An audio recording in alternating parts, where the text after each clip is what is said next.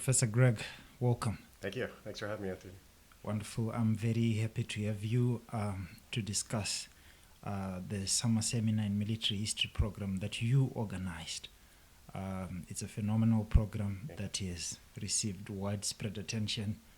Many people are looking forward to knowing about how you developed the idea for the summer seminar, and how did you go about to solicit for funds to get everything organized such that we can have such a phenomenal thing in which like different scholars come in to discuss and to teach their experiences and to help young faculty and Ph.D. candidates to be able to understand how to navigate the profession. So how was it for you? That's been great. Thanks for having me. So a little bit of history here is important. The summer seminar in military history used to be run at the United States Military Academy at West Point. Ran for years. And initially it was intended to teach young professors how to teach core military history courses in colleges and universities across the United States, mostly for ROTC students who were taking mandatory military history courses. And so it was an opportunity to bring them to West Point and teach them how to teach military history. And over the years, it started to evolve where it wasn't just focused on ROTC, it was focused on military history more broadly, and how could we teach it in academia. And so what happened is that West Point would bring in, the history department there would sponsor bringing in young Ph.D. students, young assistant professors, those that were going to be teaching in academia, survey military history courses or specialty courses, and come to West Point, learn how we taught it at West Point. There was a 2-semester core course called the History of Military Art that kind of took you from the early Middle Ages all the way through present day, and kind of these big themes, and how to teach the Napoleonic Wars, how to teach the global wars of the 20th century. And it was a phenomenal program. We brought in fellows from all across the country and some amazing guest visiting scholars that would come in, and it was really phenomenal.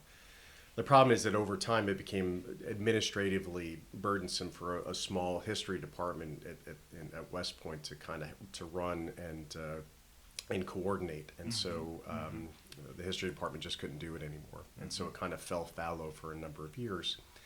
And when Professor John Hall, who used to teach at West Point, was now a professor at the University of Wisconsin-Madison and became the president of the Society for Military History, one of John's goals was to kind of revive this keystone of the profession, and with a lot of help from some phenomenal scholars and professors of military history that were part of SMH, we put together an ad hoc committee of some terrific folks. Cliff Rogers, who focuses mostly on medieval warfare, but was a key component of kind of teaching the summer seminar at West Point. Kara Vuick at Texas Christian, Beth Bailey at University of Kansas. We all met at the Pritzker Military Museum back in late 2019, right before the pandemic hit, and kind of thought about how could we reconceptualize this program in a way that was more broadly focused on how we define military history, thinking about putting together a seminar that was kind of holistic in the sense that it taught fellows about operational and campaign aspects of military history, as well as the social and cultural, the war and society components of military history. And we put together a loose design matrix of how we thought this would come to be. And for a number of reasons, unfortunately, it didn't work out with the Pritzker Military Museum of having them host it moving forward. But luckily, the National World War II Museum in New Orleans stepped up and said that this would be a good place to host it. And it's been phenomenal, as you know, for the last week and a half. And in large part because the World War II Museum is a space where you have this combination of public history, but also a core staff that is dedicated to teaching the academic and scholarly aspects of military history, not just World War II, although obviously that's their specialty. And so they were gracious enough to host it. And so that's kind of how it ended up here of working together with this ad hoc committee at the Society of Military History, and then integrating that the World War II Museum into the planning process, and then becoming a central partner in reviving this summer seminar. And so that's how we ended up in New Orleans, and they've been wonderful in terms of kind of the administrative support, is also providing the space, and obviously this is a good venue to bring in visiting scholars from across the nation. In fact, across the globe, we've got one of our visiting scholars that's flying in from England that will be part of the seminar. So, you know, for me, it's been an interesting kind of arc in terms of how we got here, but it seems to me a really wonderful place to teach military history to a broad audience of scholars and academics. Wonderful, wonderful. Thank you so much. So looking at the pedagogy, or if not the subject matter that the summer seminar hopes to, you know, to engage with the fellows that are participating, can you just briefly describe what, you know, the nature of that subject matter is, and what it will possibly be in the next coming summer seminars that are going to be organized as well? Yeah, one of the things that we did when we put together the design matrix, it was less about content. We didn't want to teach the specifics of Napoleonic warfare or the Franco-Prussian War, or you know, wars of decolonization in the 20th century. We wanted to approach this with thinking about what big questions and themes you should be thinking about as you're teaching and doing research as a military historian, broadly defined.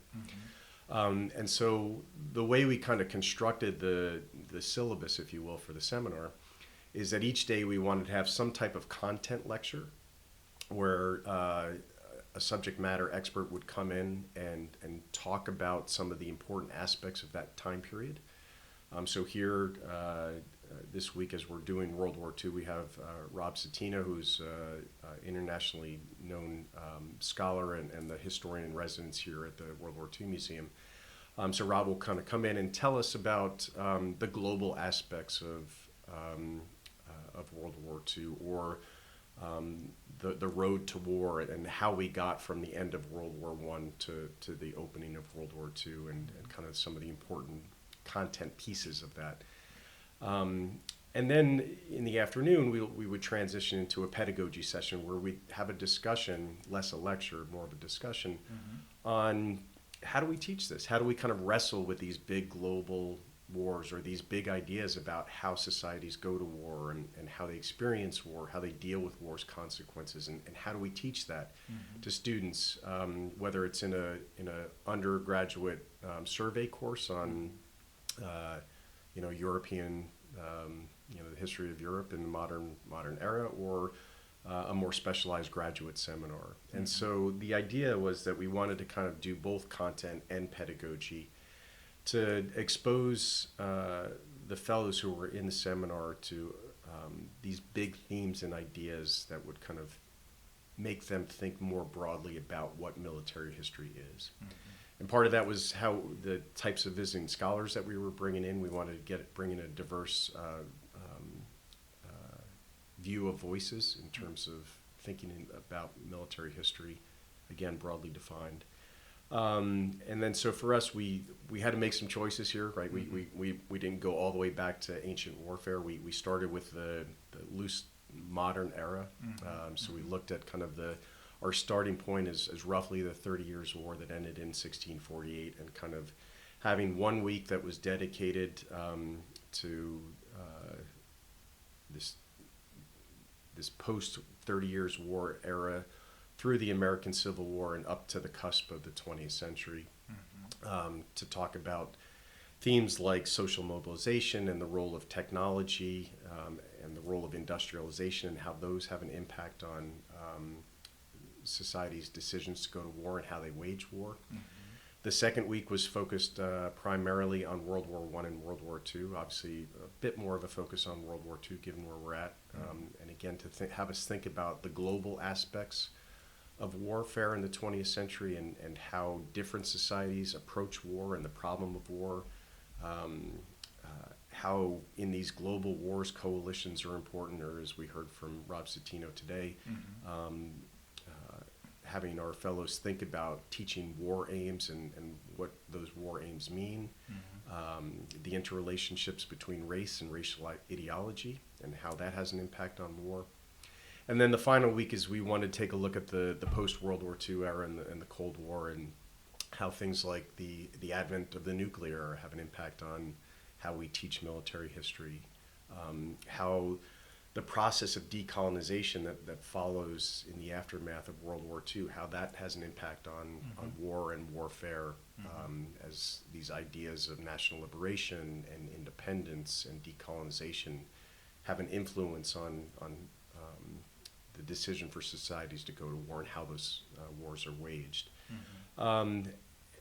And I think when you put all those 3 weeks together, you get to these bigger themes that we're looking at, right, of why teaching military history matters, not just from that narrow focus of teaching battlefield tactics, and although that's an important part of it, and certainly something we do here, we went on this battlefield tour to Chalmette for an 1812 battle in late 1814, 1815 to get fellows thinking about what does it look like to be on a battlefield and how leaders are making decisions about those battles. And that's a part of it, but it's also the kind of the social and cultural and political context of military history that matters as well. And so, we've been approaching this seminar kind of as a big umbrella definition of military history and thinking about how we as military historians can have an important voice in terms of student learning and how our scholarship can have an impact on helping those who hopefully read our books and our work a better understanding of the human condition through military history. Wonderful. Thank you so much, Professor Gregory Daddis. Yeah. Viewers and listeners, this was Professor Gregory Daddis. He's the executive director of a summer seminar that was organized and that's being held right here at the National World War II Museum in New Orleans. It is a partnered program with the Society for Military History and the Jenny Craig Institute for the Study of War and Democracy. Thank you so much, Prof. Thanks, Anthony. Wonderful. Bye.